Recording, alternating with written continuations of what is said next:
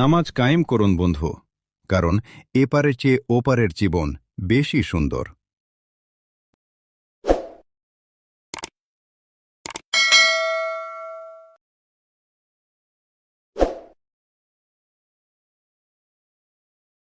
কোহলিকে টেস্টের অধিনায়কত্ব দিয়ে ফিরিয়ে আনার পরামর্শ। টেস্ট থেকে বিরাট কোহলির অবসর নেওয়ার 1 বছর হতে চলল। গত বছর ইংল্যান্ড সফরের আগে বিদায় বলে দেন তিনি।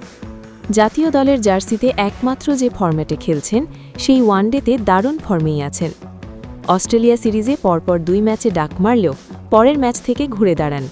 শেষ ম্যাচে 74 রান করার পর দক্ষিণ আফ্রিকা সিরিজের 2 ম্যাচে করেছিলেন সেঞ্চুরি। 3 ম্যাচের সিরিজের যেটাই সেঞ্চুরি করতে পারেননি সেটাতেও আসে 65। এরপর নিউজিল্যান্ড সিরিজের প্রথম ম্যাচে 93, শেষ ম্যাচে 124। টেস্ট থেকে অবসর নেওয়ার পর 9 ওয়ানডেতে 100-র বেশি স্ট্রাইক রেটে কোহলি করেছেন 616 রান। গতকাল আইপিএলে সানরাইজার্স হায়দ্রাবাদের বিপক্ষে 38 বলে করেছেন 59। এই ফর্ম দেখে তাকে টেস্ট ক্রিকেটে ফেরার আহ্বান জানিয়েছেন ভারতের সাবেক ক্রিকেটার আম্বাতি রাইডু।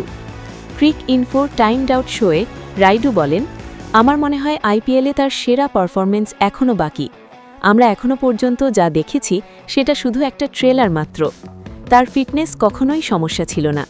আমি মনে করি না শারীরিকভাবে সে কখনো সমস্যায় পড়বে, বল মিস করা বা মাঠে ধীর হয়ে যাওয়ার মতো কিছু। একমাত্র যে জিনিস তাকে পিছিয়ে দিতে পারে তা হলো তার মানসিক অবস্থা। আমার মনে হয় না সেটা ক্যারিয়ারের শেষের কাছাকাছি কোথাও আছে।